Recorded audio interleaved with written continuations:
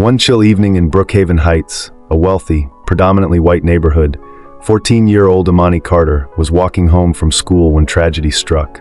A trigger-happy cop, fueled by racial bias and paranoia, shot her in the head. She wasn't carrying a weapon.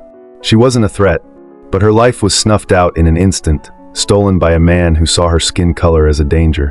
What Officer Chad Reynolds didn't know, what he never could have imagined, was that Imani's father was Malcolm Carter, a high-ranking CIA agent with power, connections, and an unforgiving sense of justice. By the end of this story, Officer Chad Reynolds would wish he had never pulled that trigger. He would beg for mercy, but mercy wouldn't come, because it would be too late. Everyone says they care about justice, but do they really? If you believe in what's right, in treating people fairly no matter their race, the color of their skin, or the size of their wallets, prove it. Hit that subscribe button and join the movement. Only people who do not care for justice will not subscribe. Before we get into this story, I would like to say thank you to this subscriber, John Turner. If you want me to give you a shout out in my next video, let me know where you are watching me from in the comments. Now let us get into this story.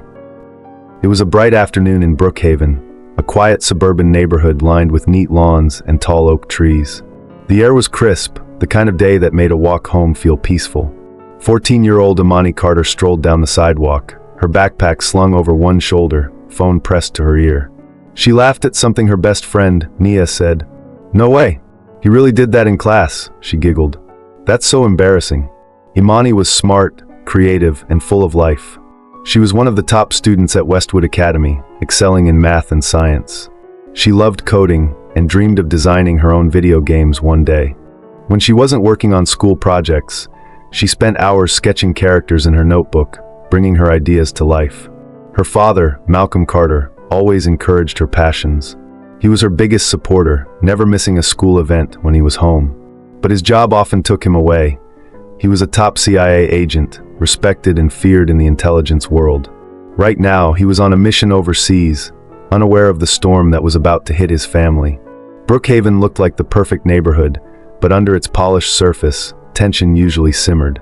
The Carters were one of the few black families in the area. Most neighbors kept to themselves, usually polite but cold. Others, like Chloe Whitman, did not hide how they felt about black people living in the neighborhood. She had lived there for years and saw black families moving in as a problem. She was always watching everything from her front window, always ready to call the police over nothing. Imani had learned to ignore the direct and subtle discriminations. She was used to people like Chloe whispering when she walked past. Today felt no different. She kept walking, still on the phone, unaware that someone was watching. Unaware that today was going to be the last day she walked back home. On that fateful day, Chloe Whitman stood at her kitchen sink, sipping her afternoon tea, when she heard laughter outside. She glanced out the window and saw a young black girl walking down the sidewalk, talking on the phone. Chloe frowned. It wasn't the first time she had seen the girl, but today, she felt Imani was walking too slowly and thought that she was up to no good. Outside, Imani had stopped in front of the Petersons' house. She wasn't knocking or ringing the doorbell, just standing there, still talking on the phone. A package sat on the doorstep. Chloe's mind raced. Was she waiting for someone?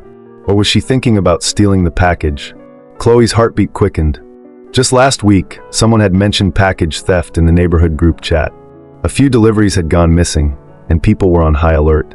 She reached for her phone and dialed 911. A dispatcher picked up the phone and said, "911, what's your emergency?" "There's a black girl hanging around the Petersons' house," Chloe said quickly. "She's just standing there, acting suspicious. There's a package on the porch, and I don't know what she's up to." The dispatcher paused. "Is she touching the package, ma'am?" "No, not yet," Chloe admitted. "But she's just standing there looking around. I don't recognize her. Please hurry." The dispatcher sighed but logged the call. False alarms like this happened too often, but they couldn't ignore it. "All right, ma'am, we'll send an officer to check it out," the dispatcher said, marking it as a disturbance. A call was put through to the closest officer within the neighborhood. When Officer Chad Reynolds got called in, he was across town, leaned back in his patrol car, and was listening to the radio. A black girl causing disturbances in a nearby neighborhood? He'd heard this before. He smirked, adjusting his belt as he reached for the radio. "Copy that," he said. "I'm on my way." As he hit the siren and sped off, he had already decided that this was trouble. And that decision led to a disaster. I put hours into researching and telling these stories for your viewing and educational pleasure. The least you can do, just tap that little red button. It takes half a second, but means the world to me.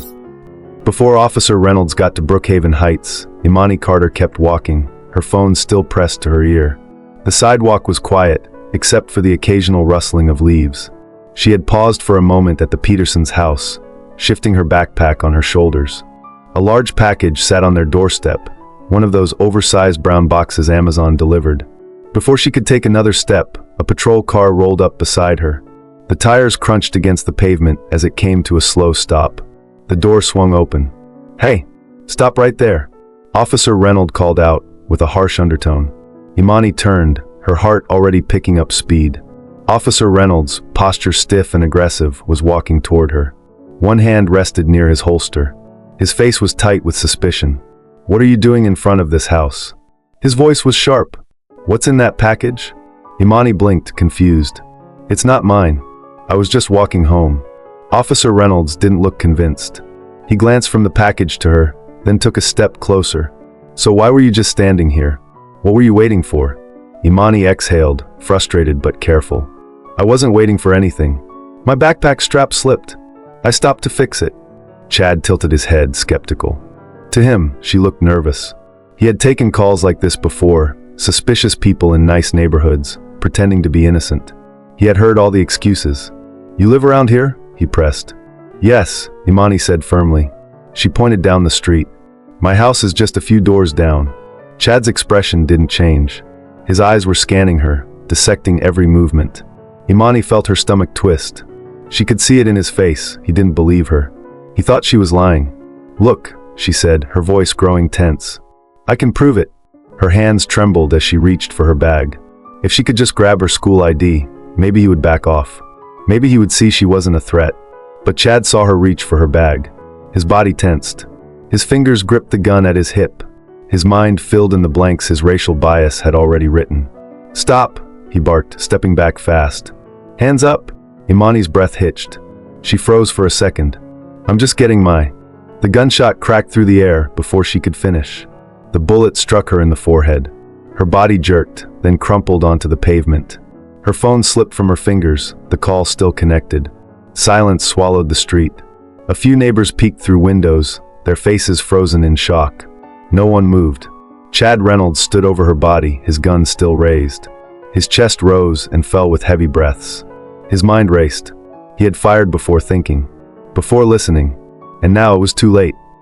If you like what I do, the best way to help is by subscribing. It costs you nothing, but it helps me keep making stories for you. Hit that subscribe button right away if you haven't, and if you're still watching, comment justice, so I know who the real ones are. After Officer Chad Reynolds shot Imani, he stood frozen, his gun still in his grip. His mind raced, but his body refused to move. Imani Carter lay motionless on the pavement, her phone just inches from her hand. A thin stream of blood trickled from the wound in her forehead, staining the concrete beneath her. For the first time in his career, Chad felt real fear. He knew he had fucked up. Across the street, Chloe Whitman clutched her chest as she stared out of her window. She had seen the whole thing. She had stated it. The girl hadn't done anything. She had just reached into her bag. And now she was dead. Chloe gasped but did nothing. She didn't pick up the phone to call for help. She didn't step outside. She stood there, hands trembling, debating whether she should even get involved. She was already involved, but she did not know it would come to this. Just a few houses down the street where Imani was shot, Jamal Davis had been outside checking his mail when the gunshot rang out. He had seen enough to know exactly what had happened. His hands shook as he pulled out his phone and hit record. "Unarmed girl shot by police," he muttered under his breath as he posted the video to social media. He knew this would go viral. It had to. Within minutes, the footage began spreading online. The outrage was instant. #Justice for Imani started trending. The video reached local news stations. Within an hour, national reporters were calling for statements. Meanwhile, over 1,000 miles away, Malcolm Carter sat in a high-level CIA briefing, listening to his colleagues as they discussed an overseas operation. His phone, set to silent, vibrated again and again. Finally, his assistant, Jordan, stepped into the room, his face pale. "Sir," Jordan said softly, "you need to take this. Malcolm glanced at him, irritated. Not now. Jordan hesitated, then handed him the phone anyway. It's urgent. It's about your daughter. The room suddenly felt smaller. Malcolm's chest tightened as he reached for the phone. The voice on the other end was shaky. Malcolm, it's Imani. His world stopped.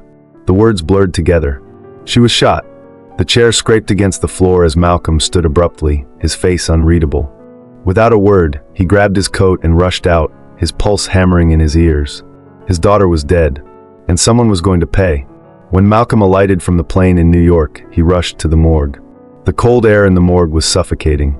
The fluorescent lights above flickered, casting a harsh glow over the room. Malcolm Carter stood motionless, staring at the lifeless body of his daughter lying on the metal slab. Imani's face was still, peaceful in a cruel way. A white bandage covered the wound on her forehead, but he could still see the dried blood near her hairline. Just yesterday, she had been so full of life. Now she was gone. Something inside Malcolm snapped. His fingers curled into fists, his jaw clenched so hard it ached. His daughter had been stolen from him. The medical examiner cleared his throat. I'm so sorry for your loss, Mr. Carter. Malcolm didn't respond. He reached forward, brushing a hand over Imani's cold fingers. His little girl. His world. A sharp breath escaped him, but no tears came. He had cried enough on the way here. Now there was only rage. He turned abruptly and walked out. He wanted answers. And the only place he was going to get any answers was the police station. At the police station, reporters swarmed the entrance, cameras flashing, microphones thrust forward. Malcolm ignored them, pushing his way inside. Behind the front desk, a nervous-looking officer refused to meet his gaze. I'm sorry, sir. Chief Simmons isn't taking any meetings right now. Malcolm slammed his hands on the counter. Make him. His voice was low, dangerous. The officer flinched but didn't move. Minutes later, the police department released a public statement. Officer Chad Reynolds acted in self-defense after perceiving a threat. The suspect failed to comply with commands, leading to the use of lethal force. Malcolm saw the statement flash across TV screens in the lobby. His stomach turned. Suspect? That's what they called his daughter. A 14-year-old girl walking home unarmed? Outside, the outrage grew. Protesters gathered, holding signs, "Say her name, Imani Carter, and stop killing our children." On social media, the hashtag Justice for Imani exploded. Celebrities, activists, and journalists demanded action. The country was watching.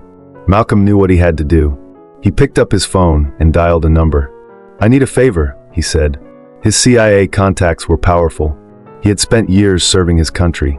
Now it was time to use those connections. This case was not going to disappear. Not if he had anything to say about it. This isn't just one story. This happens every single day to people who don't have a voice. If you don't subscribe and share, how many more people will go unheard? Hit that subscribe button right away if you haven't already. The more comments, the more people see this. So even if you just type Imani in the comments, it helps get this story out there. Help Imani and people like Imani get the support and justice they deserve. In the meantime, Chad Reynolds was being held in an interrogation room as he sat in the dimly lit interrogation room, his knee bouncing under the table. His gun had been taken. His badge too. His hands were still trembling, though he tried to steady them. He kept replaying the moment in his head, the girl reaching into her bag, the gunshot, the way her body had just dropped. He had been in situations like this before, but this time felt different. The station was tense. No one had patted him on the back. No one had told him it would be fine. Then the door swung open. Chief Simmons walked in, his face grim. Another officer, one Chad didn't recognize, followed behind, carrying a thick file. "Sit up," Simmons ordered. Chad straightened, trying to mask his nerves. The second officer dropped the file onto the table and slid it toward Chad. He hesitated before flipping it open. The first page was a photo of the girl, Imani Carter. His stomach twisted. He turned the page. School records, straight A student. A list of extracurriculars. A letter of recommendation from a senator. Then, the next page hit him like a bullet. Father, Malcolm Carter. Top CIA agent. Chad's breath caught in his throat. His fingers twitched as he flipped to the next document. It was Malcolm's file, classified details blacked out, but enough was still visible. Dozens of successful operations. International connections. A reputation for being relentless. Chad's mouth went dry. The room felt smaller. "This is the girl you shot," Simmons said flatly. the daughter of one of the most powerful men in intelligence. Chad's heartbeat pounded in his ears. His throat tightened as he struggled to find words. No way. That can't be. He shook his head, as if that would undo what he had done. His mind raced. He had dealt with police brutality cases before, but this wasn't some random teenager from an underprivileged neighborhood. This was the wrong girl to shoot, he thought. He licked his lips, suddenly aware of how dry they were. This is gonna blow over, right? I thought she had a weapon. Simmons stared at him, unblinking. The CIA is involved now. His voice was cold. You're finished. Chad's stomach dropped. He wanted to throw up. The protests outside had already grown. People were demanding his arrest. The department wasn't protecting him. And now Malcolm Carter was coming for him. No amount of excuses could save him. It was too late. Do you think only privileged and rich people of color deserve a right to live freely? I think even underprivileged people of color deserve the right to their lives and free will. Everyone should be safe and protected no matter the color of their skin. What do you think? Let us know in the comments. After a series of questions, Chad Reynolds was escorted back to his holding cell where he sat and stared at the wall. His career, his future, everything was gone. The moment he pulled that trigger, his life had changed. The police department had cut ties with him, and now he was alone. Malcolm Carter wasn't just a grieving father. He was a man with power, resources, and the will to destroy anyone who had wronged him. And now, Chad was in his bad books. Days later, the trial date arrived. The case had become a national scandal. The courtroom was packed with reporters, activists, and members of the public. Protesters lined the streets outside, holding signs with Imani's face. Chad sat at the defense table, his face blank, but inside he was drowning in fear.